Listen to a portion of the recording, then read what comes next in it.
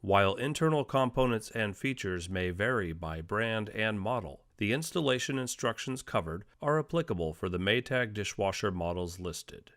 Model number may be found on the appliance's outer carton as well as on the interior left side of the tub. Warning: electrical shock hazard. Disconnect power before servicing. Replace all parts and panels before operating. Failure to do so can result in death or electrical shock. Excessive weight hazard. Use 2 or more people to move and install dishwasher. Failure to do so can result in back or other injury. My name is Phil Lally. I'm the Product Service Manager for Whirlpool for the dish category, and today we're going to cover the new installation of a new model line we've got out that's going to launch in February of 2020. It's a new design dishwasher from the ground up, so there are some installation differences from what you're used to in the past. We're going to cover a KDPM 804 model today. So once you've got the literature out, you might want to review on the installment requirements tools and parts page. There's tools that you may need to install it and some accessories such as a water supply line, an elbow fitting. If you buy a water supply line kit, it comes with the elbow fitting. Or if you're not replacing the water line, you still need to purchase a 3/4 inch to 3/8 inch elbow fitting to connect your old water supply to the dishwasher. Drain hose is supplied with the dishwasher. You also need a power cord. Now this model line has 2 new power cords as accessories. We've gone away from the old wire nuts in the terminal box to an actual terminal with screws.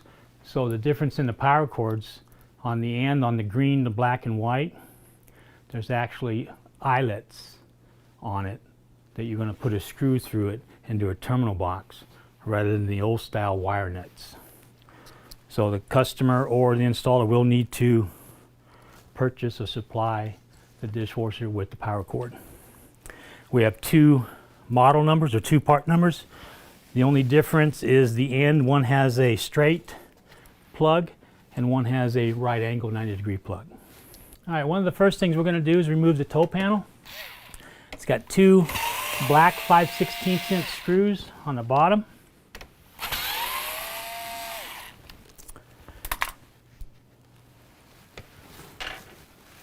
And then it's got 2 tabs at the top that it rests in. You just lift up and out.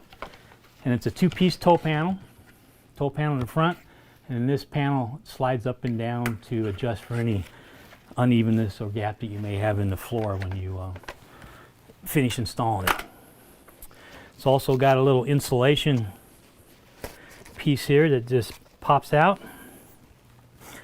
Another thing that's new about this model line is we now have a drip pan that you're going to have to remove to hook up the utilities as well. It's got a tab on the left and right side. You just depress it, pull it out, and then there's a little orange wire harness with a RAS connector. You just push on the tab and pull the connector out. Set this aside for now. This will be reinstalled once we get it into the unit before we put the toe panel on. Now, one tip I will give you: if you forget to put that drip pan on, the dishwasher will not operate if the drip pan is disconnected.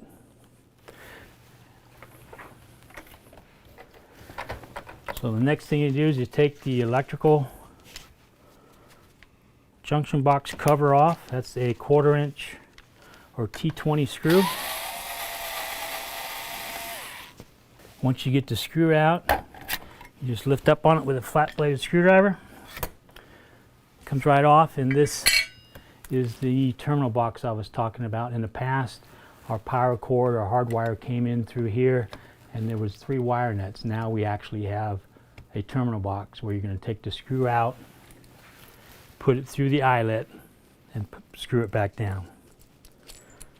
So we're going to demonstrate using a power cord. If you were using a hardwire installation, you would do that further on in the installation. You'd have it taped to the floor, so you slide the dishwasher into the cutout over the hardwire, and then you hook it up at that time.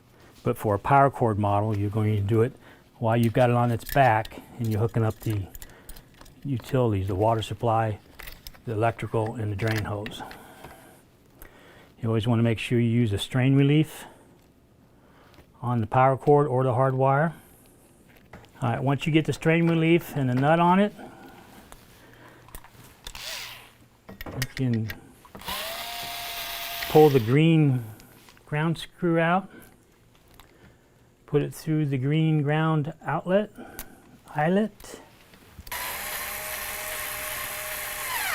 Okay, we've actually got the ground one hooked up with the 1/4 inch green ground screw and the green wire. Now you're going to pull the Phillips head screw out. Then you're going to go black to black and white to white. You can put the screw through the eyelet. There's the black wire. We'll do the same for the white wire.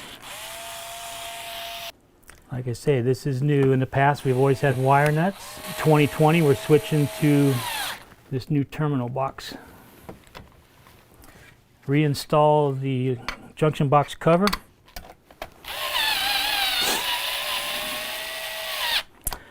So that covers the power cord. Then you want to route it down the back and out. So the next thing we're going to hook up is the drain hose. And with the literature that came in the product, there's a miscellaneous parts bag that will have the anchors that you anchor the unit to the cabinet, 2 clamps, a silver and a red one, and 2 anchor screws. The red clamp is for the end of the drain hose that goes under the sink to your disposal, and the silver clamp goes on this 110-degree elbow end for the bottom of the dishwasher. Okay, for this model line, we've got a new drain port connection. It's on the left side rear of the unit. So you're going to take your end with the 110-degree elbow on it. You're going to use the silver clamp.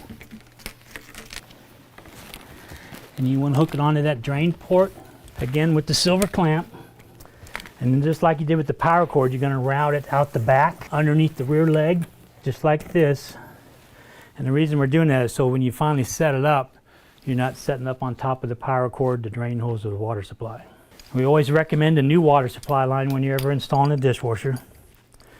And there's 2 parts to a water supply line. One is if you buy the water supply line kit, it comes with the 90-degree elbow.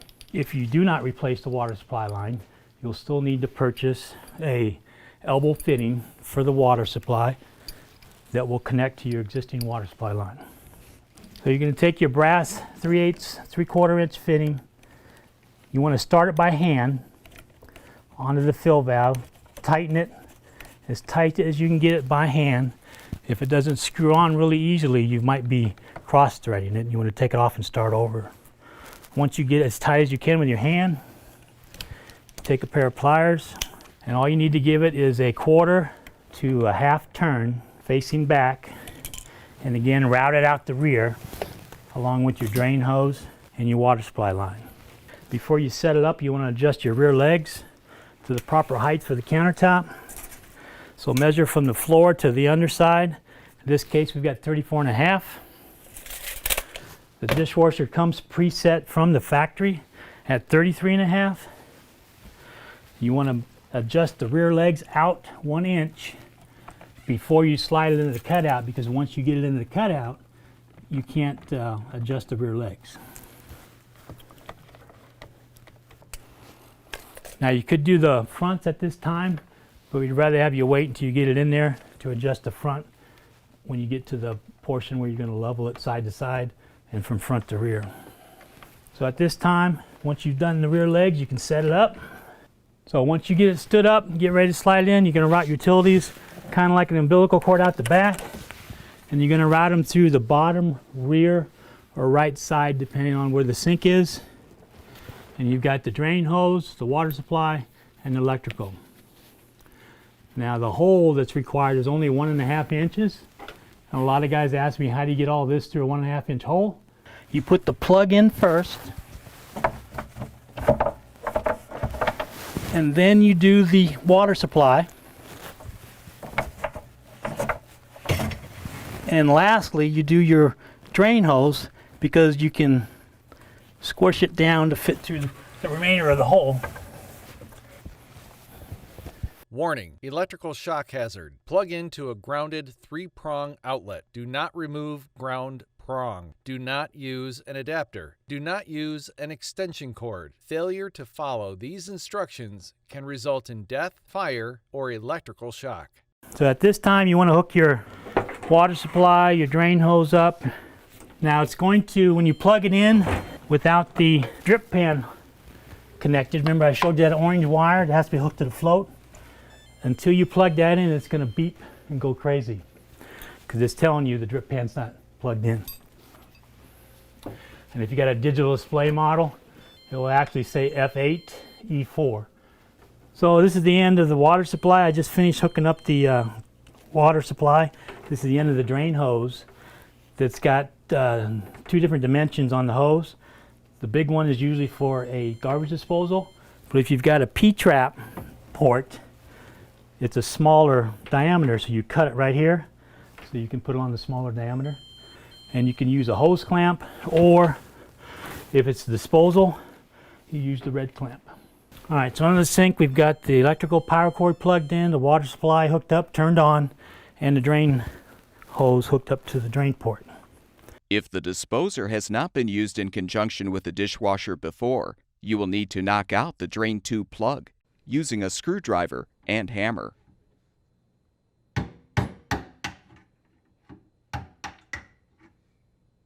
You can use needle nose pliers to remove the plug after knocking it through.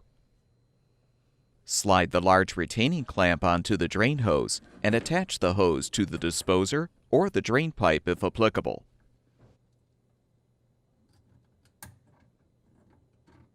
Okay, in the installation that we just did the video on, I used the power cord, but at certain times you're going to see a hard wire or direct wire, which is conduit, such as this. It's basically the same hookup, black to black, white to white, and green or bare wire to ground. So make sure you get the strain relief on it, and then you just take your needle nose pliers and make a circle with the copper wire, put the terminal box screw through it and the terminal, and you're all set.